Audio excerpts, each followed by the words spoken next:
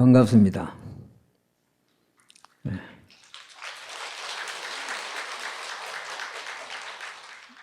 뭐 해마다 진행자들이 시킨 대로 여기 앉아서 뭐 이런 절차를 밟는데 그때마다 대단히 마음이 안 편합니다.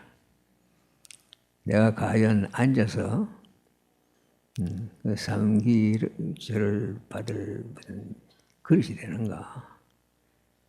무슨 자격으로?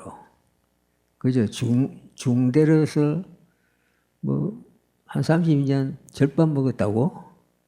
그래서 그럴 수 있는가? 별로 그렇게 확신이 안 갑니다. 오늘 또 한 가지입니다.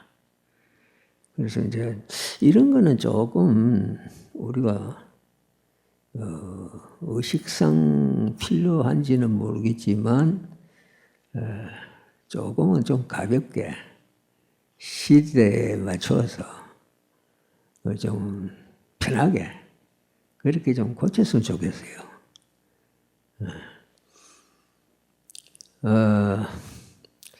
제가 참 아까도 여기 앉아서 들으니까 몸둘 바를 모르겠어요. 우리 앞에 축사하시는 스님들이 어떻게 축에 올리시는지 어지러워요. 뭐 내가 감히 어떻게 그런 말을 듣고 앉아 있었겠어요. 난 별로 그렇게 뭐 배짱이 좋은 사람도 못 되어서 시종 그저 송구스러웠습니다. 그리고 또 지금 앉아서도 또 이제 이런 이야기를 하는데, 뭐 그 바람에 잔뜩 뭐 주눅이 들어버려서, 오늘 내가 이 한 시간을 무슨 이야기를 어떻게, 무슨 정신으로 할는지 잘 모르겠어요. 아마 꽤나 좀 횡설수설이 될 것 같습니다. 또 특히나 오늘 주제가 이게 중도와 과학이라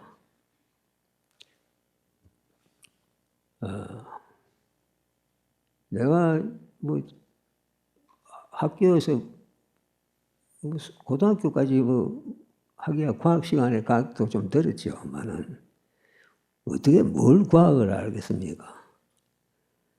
또 특히나 요즘 과학은 그야말로 참 발전을 대단히 급속도로 하고 있는 그런 분야이기 때문에 감히 과학에 대해서 어떤 언급을 한다, 논한다, 그것도 참 벅찬 일입니다. 아니, 아예 가능하지 않은 일이죠. 근데 어쩔 수 없이 하네요. 그래서 제가 여기서 뭐 과학 이야기를 뭐 심도 있게 할 자격도 없고 또 앞으로 발표하실 분들에게 오히려 누만 끼칠 것 같고 그래서 과학 이야기 자체는 뭐 당연히 삼가하겠습니다. 다만 제가 이런 자리에서 근데 꼭 해야 할 이야기가 혹시 있다면 그건 해야지요. 뭘까? 요즘 뭐 세상 돌아가는 게 어떤 면에서 대단히 좀 우리에게 깊은 경고를 주는 면이 많습니다. 우리 우때나 선조들은 상상도 안 했던 그러한 주제들을 현대인들은 안고 굉장히 절박하게 그걸 고민해야 하는 그런 특수 상황이 지금 와 있거든요. 그래서 뭐 거기에 대해서 불교가 어떤 이야기를 해야 할 것인가는 이미 뭐 앞에서도 회장님도 뭐 말씀하셨고 또 뭐 일반적으로도 다 생각하는 바이니까 또 그 자체도 중언부언을 제가 하지 않겠습니다. 다만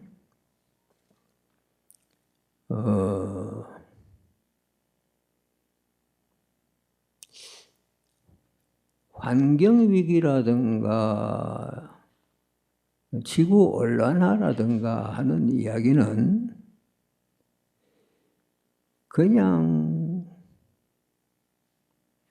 적절하게 뭐 넘길 수가 없죠. 꼭 뒤에 있을 때마다 더 많이 생각하고 천착하고 그리고 기회 끝, 힘 닿는 것, 그 문제의식을 펴서 지금 우리들은 여기 모이신 분들은 뭐 연세들이 어느 정도 다 이제 되셨으니까 아마 어쩌면 그럭저럭 그냥 넘어갈지도 몰라요. 무슨 지구 온난화니 또는 지구 종말이니 인류 멸망이니 하는 어마어마한 이야기들 뭐 그런 것하고는 별 관계없이 넘길 수 있을지도 몰라요. 그것도 장담할 수 없죠. 그러나 우리 후대들은 그렇지 못하겠죠. 더욱이나 이러한 온난화 문제에 대해서 많은 그 과학자들이 아주 과학적으로 설명을 하면서 우리에게 경고를 이미 주고 있는데도 그 경고를 제대로 받아들이지 않으려는 노력들이 엄청 많거든요. 문제의 심각성이 거기 있습니다. 지금 인류가 마음이 다 합해져서 각 분야가 모든 노력을 다 집중적으로 경주해서 이 문제를 해결하려고 들어도 이미 때는 늦었는지도 모릅니다. 그러나 세상은 일체가 유심조라 하는데 우리 인간이 업을 지었고 또 현재 우리가 그런 벌을 받고 있다고 말을 한다면 그러면 지금부터 인류가 하기에 따라서는 의외로 무슨 과학자의 통계적인 어떤 접근보다는 이게 다소 종교적인 관점이라고 볼는지도 모르지만 일체가 유심조니까 앞에도 뭐 말씀하셨듯이 유심조니까 인류의 마음이 한결같이 모여서 원력이 집중되어서 결집되어서 강력한 원력으로 방출된다면 이러한 지구온난화 문제도 그렇게 비극적으로만 치닫지 않고 어쩌면 다소 해결의 길이 모색될 수 있을지도 모르죠. 낙관은 못하지만. 그러나 지금 인류는 특히 가장 선진국 또 그 선진국을 이끄는 리더들은 좀 문제의식이 그래 절박하지 않은 것 같아요. 그래서 오히려 문제가 좀 더 심각하게 꼬이고 있는 것 같습니다. 이런 시점에 특히 한국에서는요. 요즘 어쩌다가 제가 신문을 보면은 가끔 보는데 매일 똑같은 기사예요. 내 눈에는 매일 똑같은 기사예요. 근데 거기 한 가지 딱 분명하게 점점 부각되는 게 뭐냐 하면 분열입니다. 좌와 우가 분열되고 그 좌와 우가 또 어떤 태도가 마치 사생결단이라도 할 듯이 대단히 강력해져요. 뭐 여러분 다 서울시 현장에서 많이들 보고 가시니까 하지만 무슨 뭐 엄청난 에너지가 거기에 분출되는데 저는 그걸 무슨 정치적 측면에서의 분열을 걱정하거나 하는 것이 아니라 그 에너지가 참 아깝거든요. 아깝다 이 말이에요. 저 에너지가 결집돼 가지고 뭔가 제대로 방향을 아까 저 이호 선생님도 말씀하셨듯이 또 원산 선생님도 말씀하셨듯이 바르게 그 에너지가 서여져야 할 텐데 지금 이렇게 분열이 되고 서로가 엉뚱한데 에너지를 다 분출해 버리면 이 금쪽 같은 시기 기회를 그야말로 우리가 스스로 포기하는 게 아니냐. 그래도 괜찮을 만큼 여유가 만만한가.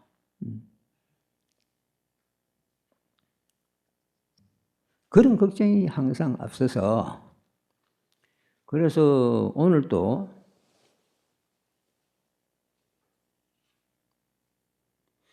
제가 조금 저에게 주어진 시간을 그쪽에 대한 이야기를 여러분이 이건 사실상 불편한 진실이죠. 아무리 생각해도 결코 유쾌할 수 없고 마음만 더 무거워지는 좋지 못한 이야기지만 그래도 좀 해야겠죠. 중도가 무엇냐, 과학이 뭐 어떤 노력을 하고 있고 어디로 흐르고 있느냐 하는 것은 오늘은 제가 논국을 안 하는 게 옳다고 아까 말씀드렸습니다. 그거는 앞으로 발표하실 분들이 좀 더 심도 있게 하실 테니까 하시고 다만 저는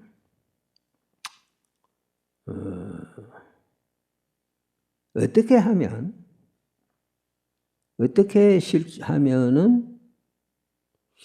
구체적으로 우리가 거기에 현명하게 대응하는 것이 되느냐?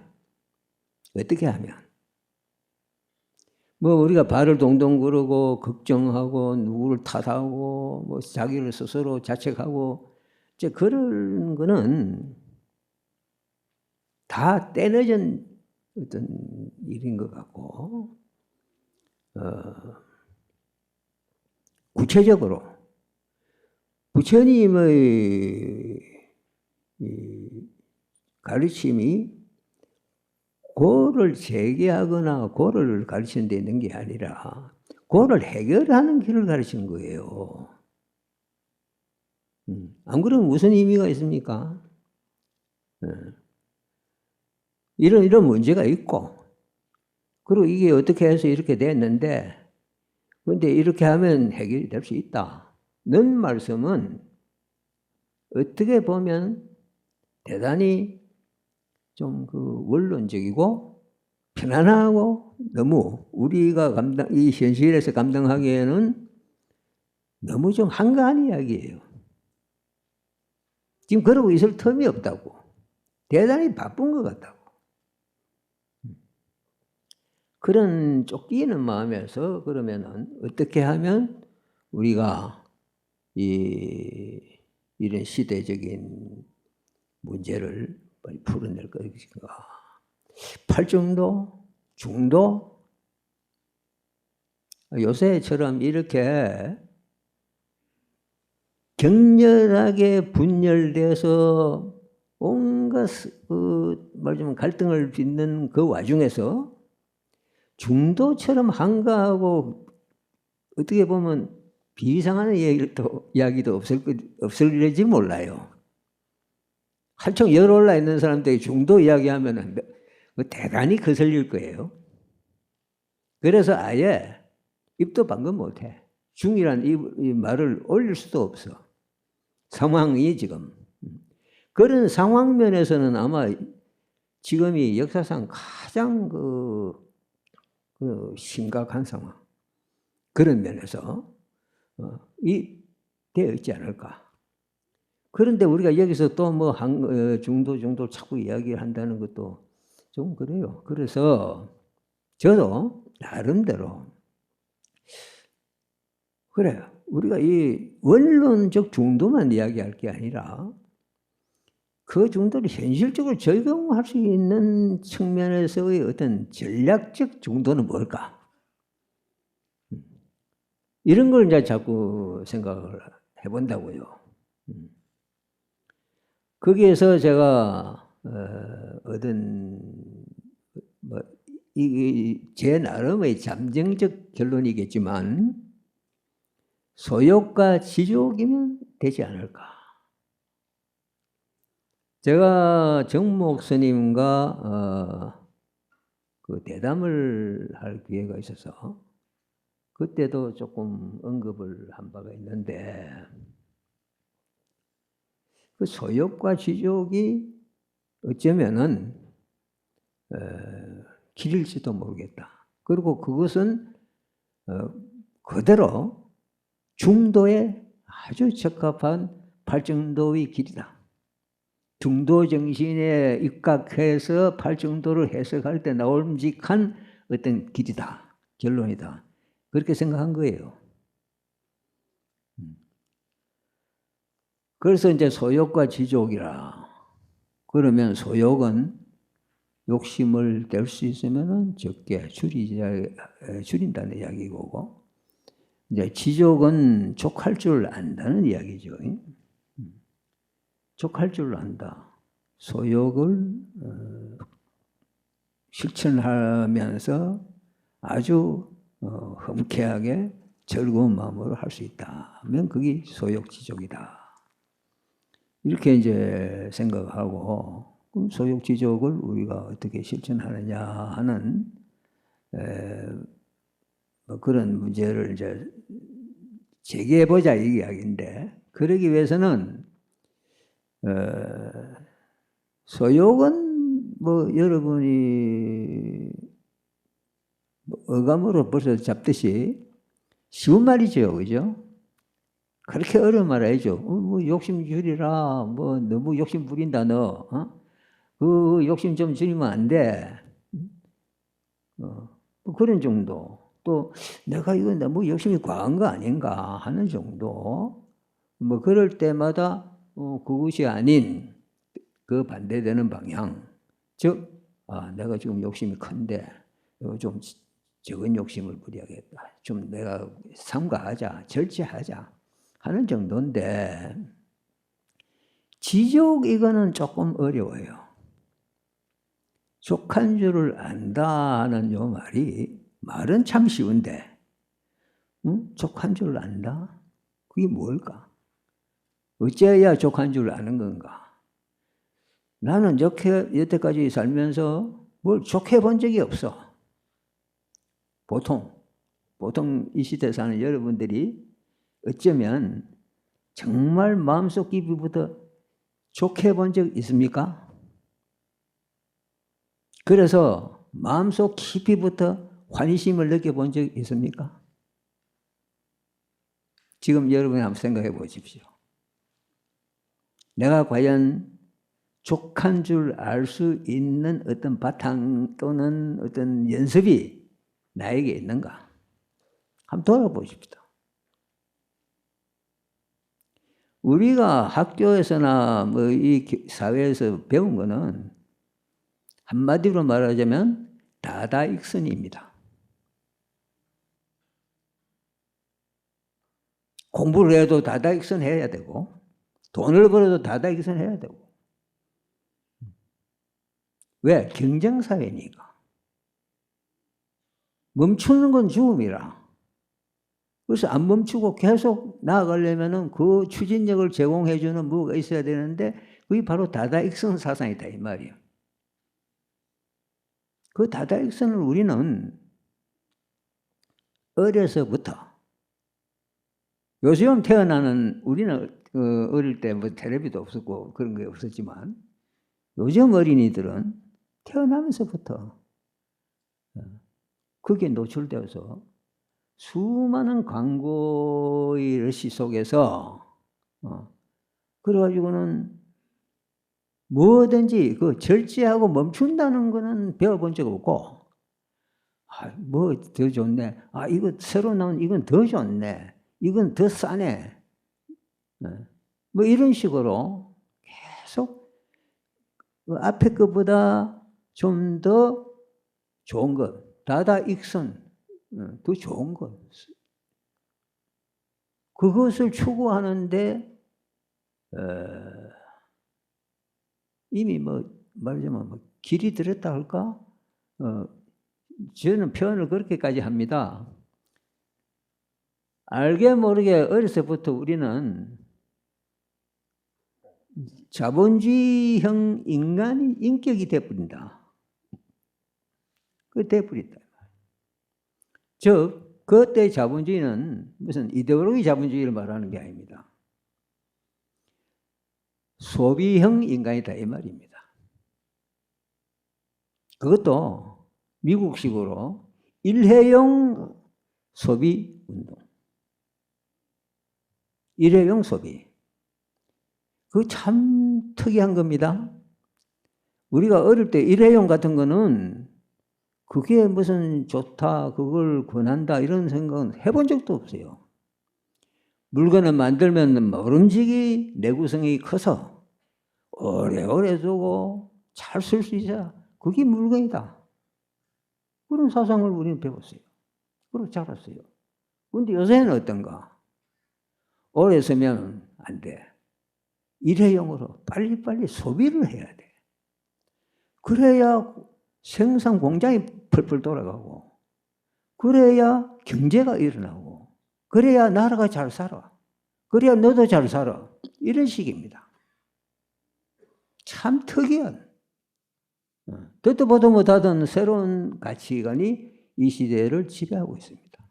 그리고 애들부터 광고, 텔레비 앞에 많이 들었죠. 뭐 애들 키워본 분은 더 잘 아시겠지만 우리는 뭐 말만 들었지만 애들이 뭐 놀다가 딴 거는 아무리 프로가 나와도 쳐다보지도 안 하다가 광고 나오면 돌아본다고 그래요. 텔레비를. 그만큼 광고에는 엄청난 투자와 연구가 받침해서 사람들을 끌고 흡입시키는 그런 힘이 아주 치밀하게 강구되어 있다는 거예요. 조치가 되어 있다는 거예요. 근데 그 앞에 애들이 그냥 노출되어서 그래서 큽니다. 어려서부터 아무 판단력도 없고 할 그때부터 그게 이미 훈습이 되어버린단 말이에요. 그건 자본주의형 인간이라 해야 맞죠. 그러한 자본주의형 인간이 말하자면 뭐 그것도 한둘이 아니라 전 인류 차원에서 대대적으로 구조적으로 진행되고 있는 것이 오늘 이 시대고, 그러한 소비형 인격이 주가 되어서 소모생활, 경제생활을 하기 시작하면은 자원이 남아날 리도 없고 공해가 안 생겨날 수도 없고 뭐 어쩔 수가 없어요. 무슨 뭐 하다못해 에너지를 갖다 청정 에너지로 바꾸어서 비교적 탈 없는 에너지를 쓴다 해도 자원 고갈을 무슨 수로 막으며 생물 멸종을 무슨 수로 막습니까? 그리고 그 생물 멸종 같은 걸 우리 한국 사회에서는 별로 심각하게 생각을 안 할 겁니다. 수많은 종류가 있는데 그 중에 뭐 몇 가지 없어지나 보다. 그 뭐 무슨 관계에 있어 나하고. 그러나 불교에서 볼 때는 이 우주가 그냥 돌아가는 우주가 아니거든요. 아까도 내가 여기서 그 사계절이 화면에 뜹니다. 아까 이 화면에 거기에 봄, 여름, 가을, 겨울로 해서 그 계절의 변화를 뒤에 참 멋지게 비춰주던데 그걸 보면서 제가 다시 한번 생각했어요. 사계절, 저게 바로 자비구조구나. 자비구조다 이 말이에요. 그리고 이 세상 자연이란 게 그냥 돌아가는 게 아니라 자비구조의 일환으로서 돌아가고 있다. 그 속에서 우리도 매일매일 생활을 영위하고 있다. 그 자비구조의 은혜가 아니면, 혜택이 아니면 우리가 살 길이 없다.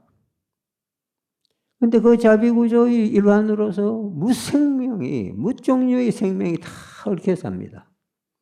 내가 시골에서 살다 보니까 가끔 참 곤충도 많이 보고 식물도 여러 종류를 보는데 제가 비교적 둔감해서 그런 걸 눈여겨보지를 못합니다만 그러나 거기에서 참 오묘한 조화 그걸 느끼거든요.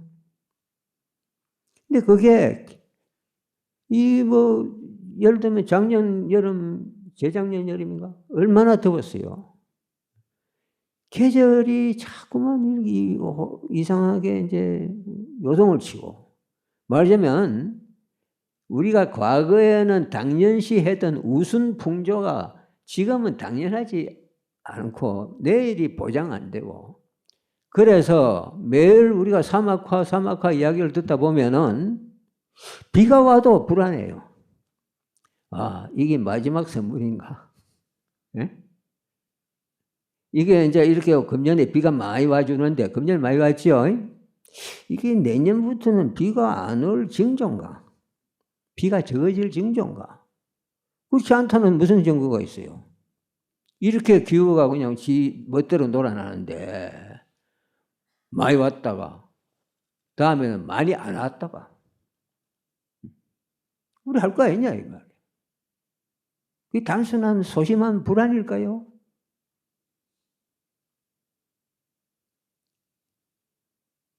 그러한 불안을 안고 사는 비가 와도 마음 못 놓고 비가 안 와도 마음 못 놓고 이런 놈의 세상을 우리가 살고 있는 그러고는 그런 세상을 후손들에게 더 가중시켜서 물려주려고 생각도 없이 소비 생활을 하고 또는 자식들에게 그 소비 생활을 훈습시키고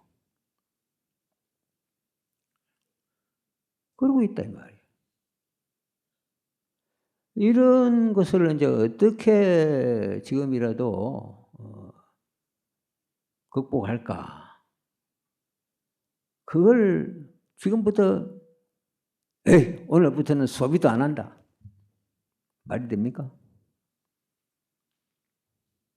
나는 몰라. 그건 내가 하고 관계없어. 난 내대로 살래.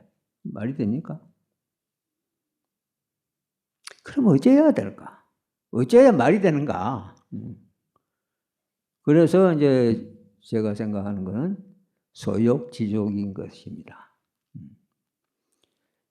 욕망 없는 생활은 안 할 수는 없는데 될 수 있으면 줄이고 그리고 무엇보다도 그것이 말이요 어떤 즉흥적인 기분 또는 일시적 생각 이건 안 된다 이 말이에요. 지속성 있는 태도가 되어야 되거든요. 소욕도 지속성이 있는 소욕이 되자면 지족이 받쳐줘야 된다고요. 족한 줄을 안다. 어제는 내가 예를 들면 새끼밥을 먹어야 좋겠는데 오늘은 내가 두 끼 밥을 먹어도 족하다. 족해야 됩니다. 억지로가 아니고 뭐 일부러 하는 게 아니라 해보니까 속도 더 편하고 참 좋구나. 이거야말로 족해. 그럼 내가 지금부터 이제 두 끼 밥만 먹겠어. 또 두 끼를 먹다가 아이, 하루에 두 끼를 밥을 그냥 그렇게 무겁게 먹는 게 속에 좀 부담이 가. 그 중에 한 끼는 죽으로 만들어 보자. 그래서 죽을 먹고 밥 한 끼 먹고 그러고는 말하자면 안 먹고 하면 이게 소위 이제 오불식인데 이게 불교에서는 뭐 진작부터 말하자면 2500년 전통을 가진 생활 태도라요. 근데 그게 지족의 바탕 위에 서 있지 않으면 유지가 안 되거든요. 될 수가 없죠. 근데 내가 오늘 이 예를 드는 거는 내가 그것만은 실증을 했기 때문에 이렇게 자신 있게 말하는 겁니다. 나는 출가하고부터 수계 딱 하고 그날부터 저녁 안 먹었습니다. 그래서 지금 뭐 40몇 년 동안 저녁 안 먹고 살아요. 근데 아까 저 친구분들이 마침 모처럼 옛날 학교 친구들이 같이 사진 한번 찍으려고 이제 모였는데 그중에 한 친구가 그럽니다. 건강해 보이는데 건강 비결이 뭐냐고. 내가 참 타고난 약골이라 남에게서 건강하단 말 듣는 일은 거의 없거든요. 없는데 오늘 친구들이 그 말 들으니까 야 내가 그러고 보니 그 친구 그래요. 병은 없나? 병 없다. 그러고 가만히 돌아보니까 내가 그 참 병원과 약국을 모르고 산 세월이 참 많아요. 길어요, 아주. 뭐 어째 보면 명안한 건 참아서 그런지도 모르지만 뭐 하숙집에 하숙밥 먹고도 참 안 했어요. 근데 그거는 왜 그랬을까? 음식을 천천히 적게 먹었기 때문일 것 같아요. 그것도 능히 뭐 지족까지는 뭐 안 되더라도 좋은 습관이거든요. 그 좋은 습관을 그래서 내가 그 말을 그 대답을 했어요. 뭐든지 꾸준히. 그러면 건강해지는 것 같더라. 꾸준히. 내가 그러고 보면 내가 대학 졸업 무렵에 어떻게 요가를 만났어요. 그때 한국에 요가가 처음 소개되어서 지금도 생생한데 동방구라는 이름으로 요가라는 책이 하나 나왔어요. 그 저자가 동방구예요. 그 아마 그 별명이겠죠. 그 책을 보고서 아주 내가 참 경도돼서 그날부터 요가를 진짜 책 보고 하는 거예요, 그대로. 그래서 요가를 재작년 내가 이번에 조금 아플 때 그 전까지 계속 했습니다. 그러고 보니 50년인가 뭐 한 50년은 훨씬 넘어서 했어요. 그러면 좀 꾸준하다 말할 수 있겠죠. 또 출가해서 오불식도 40년이 넘게 했어요. 그것도 꾸준하죠. 그래서 내가 내 경험에 입각해서 자신 있는 말만 하는 겁니다, 지금.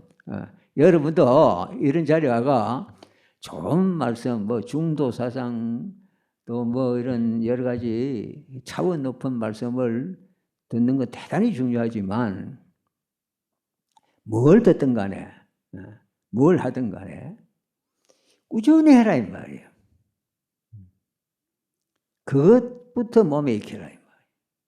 하다가 뭐 예를 들면 내가 걷는 것도 꾸준히 하는데 어떤 날은요 참 걷기 싫은 날이 있죠. 비도 오고 눈도 오고 춥고 몸도 별로 컨디션이 안 좋고 어떤 때는 또 잠을 잘 못 자가지고 뭐 그냥 잠이 오고 그럼 들어눕고 싶지 뭐. 그때 이를 악물고 나갑니다. 무조건. 그러면 처음에 한 몇백 미터는 참 힘들어요. 그야말로 주지 않고 싶어 그 자리에. 내가 약하니까. 그래도 걸어. 그러면요, 한 700, 800m 이래 가면 그 걷기 싫고 주저앉고 싶은 게 사라져요. 힘이 쏙 돋아 올라가지고 걷는 게 뭐 그냥 별 부담 없이 그래져요. 그래서 걷습니다. 여기 송복 교수가 와 계신지 모르겠는데 아까 계셨는데 그 양반 집에 내가 단식을 하고 잘못돼 가지고 좀 몸을 치료할 때 머물렀거든요. 그때 그 친구 집이 저 기자촌에 있었어요. 병원에서는 안 돼서 또 운동을 할 수가 없어서 그래서 억지로 병원에서 퇴원을 해가지고 그 친구 집에 있으면서 이제 병원에 놔뒀기로 하고 그래가지고 그때 내 몸이 여러분 놀라지는 마십시오. 내 몸이 35kg였습니다. 그게 말하자면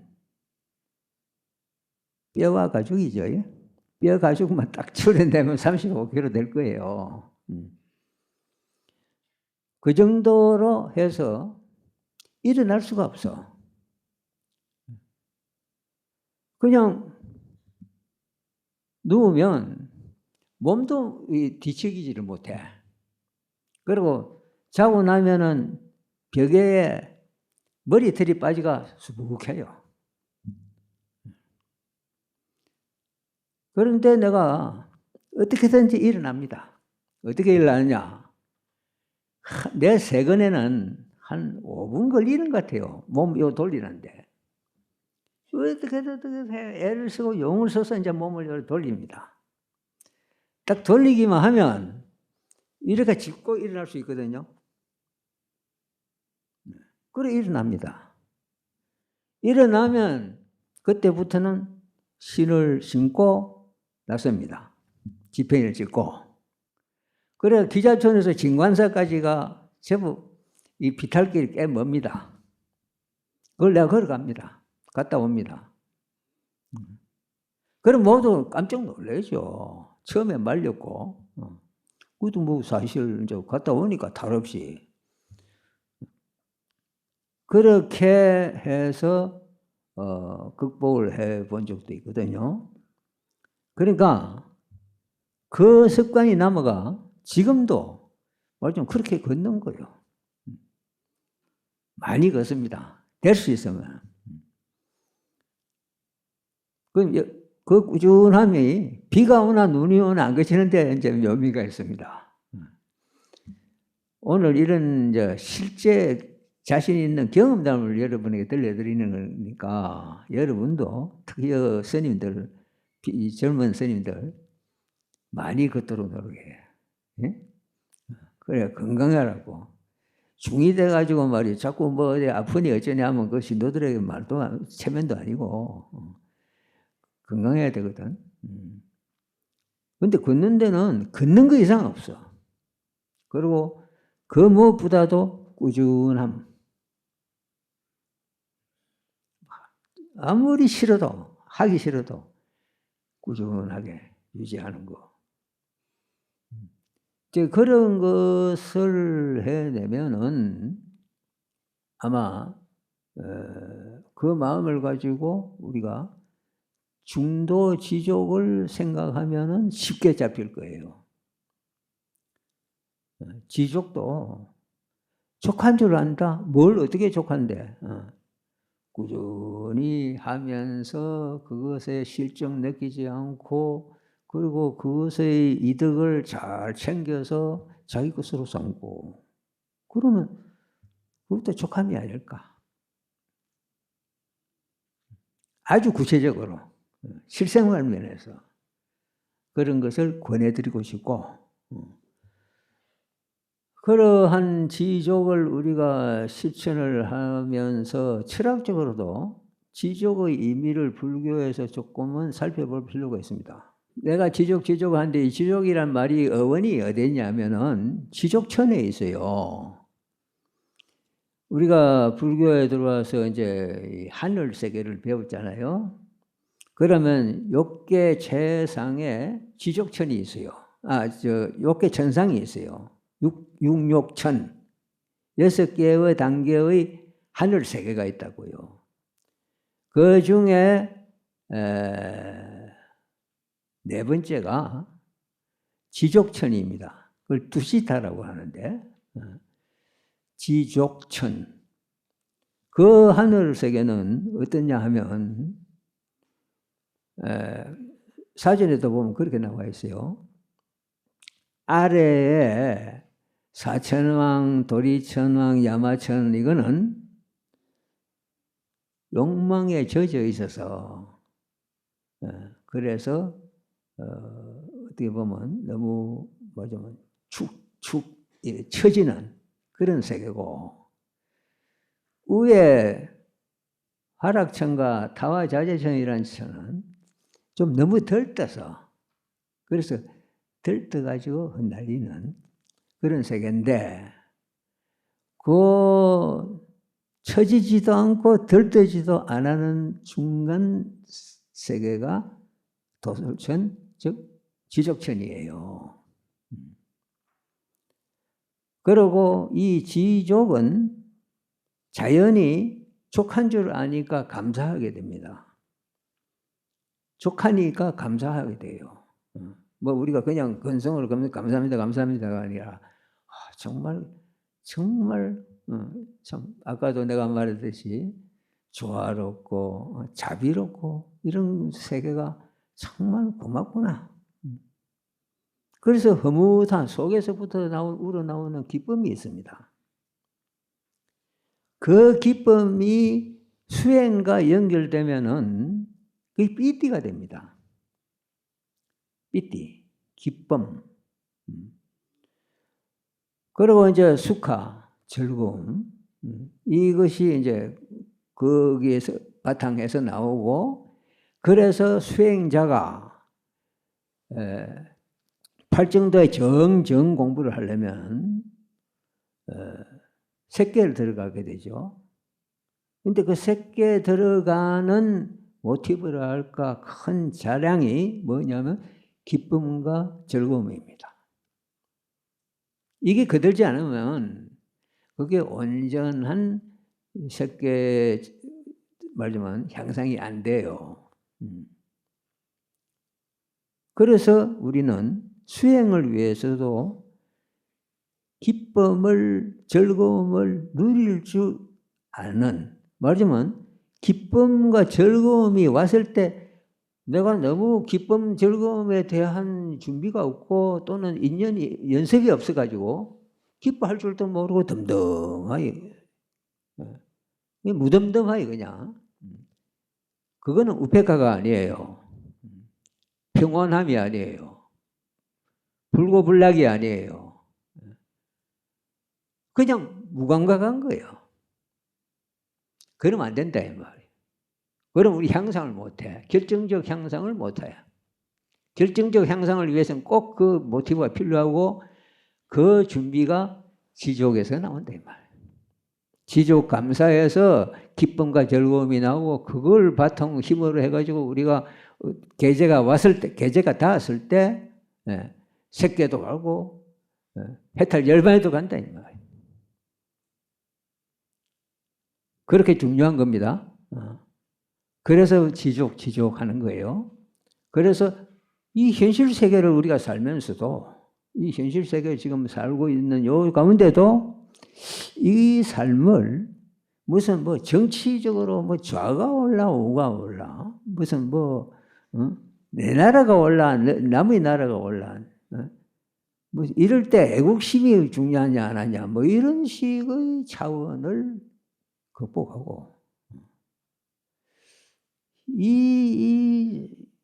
우리가 바로 살고 있는 현실 오늘의 이 삶을 지족을 수행하고 익히는 터전으로서 살리자.